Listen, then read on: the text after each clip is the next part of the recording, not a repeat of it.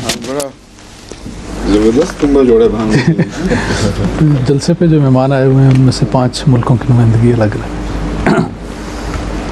फरमाइश शुरू करें तारुफ जी, ये तो पहले तो अकरम अहमदी साहब हैं युगांडा से आए हुए हैं, हाफिज़ अमजद साहिब, मोहम्मद अमजद साहब जापान से हैं, आगा याहिया खान साहब, एक ने कुरान थामा हुआ, एक हाफिज़ कुरान है। जी आगा याहिया खान साहब मुबल्लिग मॉस्को हैं, माशाअल्लाह। मौलवी बुरहान अहमद साहब ज़फ़र मुबल्लिग बम्बई, जी और डॉक्टर लईक अहमद अंसारी गैम्बिया से। करें शुरू करें। बताइए, शुरू करें बिस्मिल्लाह। मेरा सवाल एक हदीस रसूल सल्लल्लाहु अलैहि वसल्लम के मुतालिक है। हुजूर ने अच्छा जोड़ बनाया आपने, बाकायदा तरतीब दे के बिठाया था।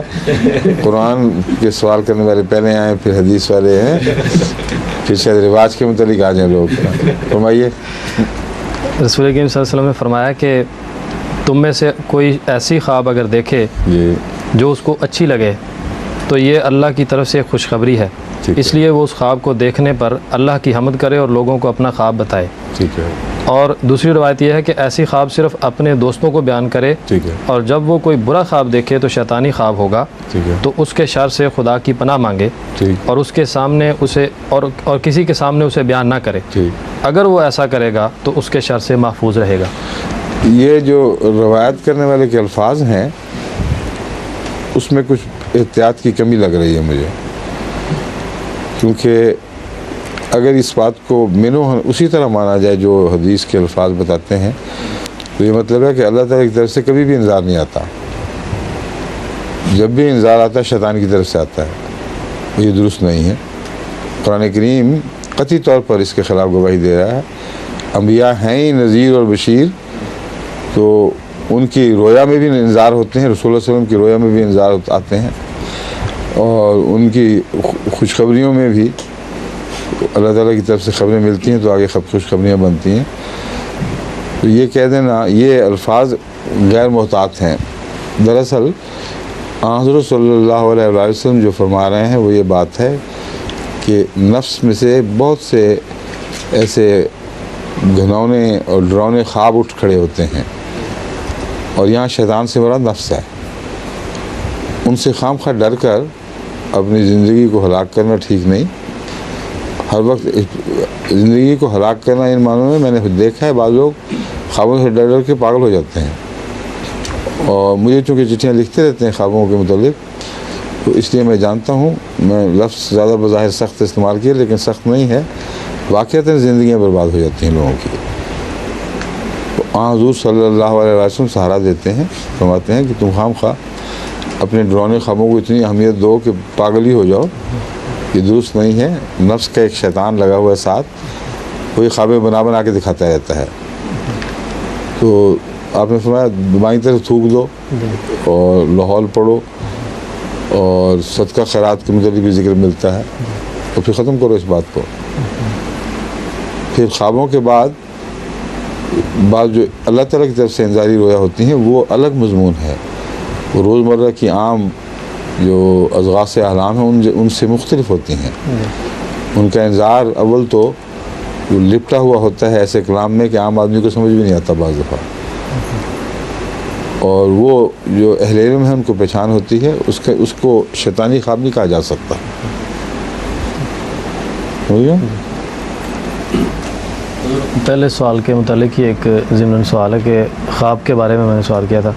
रसूल करीम सल्लल्लाहु अलैहि वसल्लम ने फरमाया कि अगर वो बुरी ख्वाब देखे तो किसी से बयान ना करे ताकि उसके शर से महफूज रहे। तो इससे अच्छी ख्वाब के मतलब पहले बताएं क्या फरमाया था। अच्छी ख्वाब के मुतालिक तो हुज़ूर ने ये फरमाया था कि खुदा की हम्द करे और अपने दोस्त से बयान करे। बिल्कुल, ये बात पूरी करें ना। जी, ये मज़मून वही है जो हज़रत, दोनों बातों का मज़मून जो हज़रत यूसुफ़ के ताल्लुक़ में हज़रत याकूब की नसीहत थी। अपने आप को बयान करने से आप उन्होंने मना नहीं फरमाया, ये नहीं फरमाया कि तूने क्यों मुझे बताई, भाइयों को ना बताना, जिसका मतलब है कि बदख़्वाह जो हैं वो जब अच्छी बात सुनते हैं तो अच्छी रोया तो उसके रास्ते में खलल डालने की कोशिश करते हैं। उन्होंने कोशिश की, वो कोशिश خدا کی تقدیر کو بدلنے کی بجائے اس کی ممید ثابت ہو گئی، کیونکہ اگر وہ کوشش نہ کرتے تو وہ ساری باتیں جو بعد میں رونما ہوئی ہیں اور بہت عظیم فائدے پہنچے ہیں بنی نوع انسان کو حضرت یوسف کے ذریعے، وہ پہنچ ہی نہیں سکتے تھے۔ تو خدا تعالیٰ کی بھی حکمتیں ہیں، بندے بھی اپنی کوششیں کرتے رہتے ہیں، مگر وہ مقام جو یوسفی مقام ہے وہ ہر ایک کو نصیب نہیں ہوتا۔ عام آدمی کو نقصان پہنچ بھی سکتا ہے، ایسا نقصان جو فائدہ بھی نہ پہنچائے۔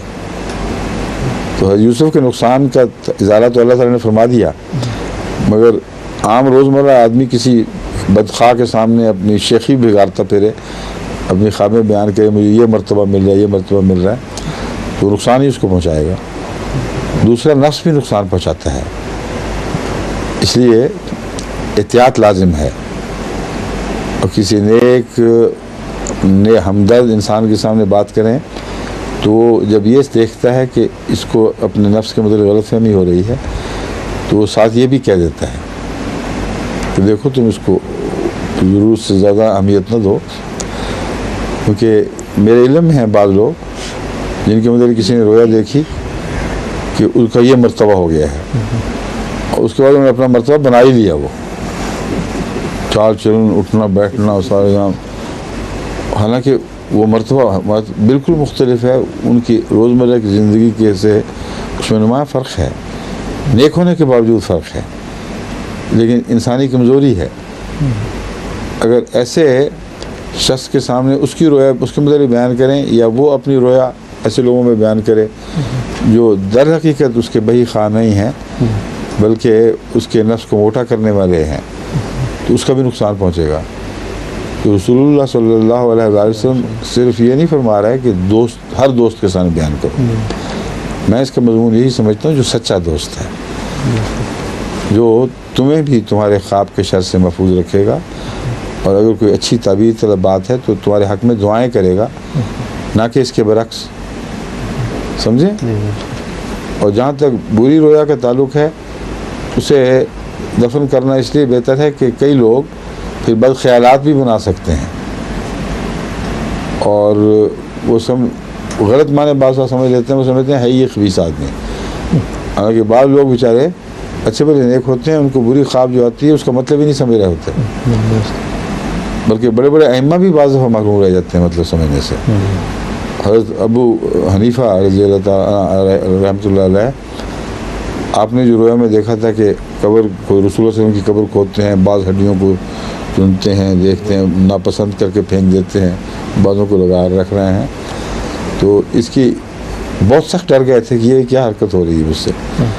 حضرت ابن سیرین تھے غالباً جنہوں نے یہ تعبیر کی، انہوں نے کہا تو بہت بڑی اللہ کا بہت بڑا انعام ہے، تم فقہ بنا رہے ہو، فتوے دے رہے ہو کیا کرنا ہے کیا نہیں کرنا، جس کے لیے تمہیں رسول اللہ صلی اللہ علیہ وسلم کی احادیث کا علم ہونا ضروری ہے، اور تمہاری فطرت کے اوپر خدا نے یہ گواہی دی ہے کہ تم جس کو صحیح اور پاک سمجھتے ہو کہ واقعات رسول اللہ صلی اللہ علیہ وسلم نے فرمائی ہوگی، تم ٹھیک کرتے ہو، اور جن کو تم غلط سمجھتے ہو ان کو اٹھا کے باہر پھینک دیتے ہو، بالکل ٹھیک کرتے ہو۔ تو دیکھیں خواب کیا تھی، تعبیر کیا نکلی۔ تو بری خوابوں کو بھی عام بیان کرنے سے اعتراض کرنا چاہیے، اور اچھی خوابوں کو بیان کرنا ہے تو اپنے سچے بہی خواہ کے سامنے بیان کریں۔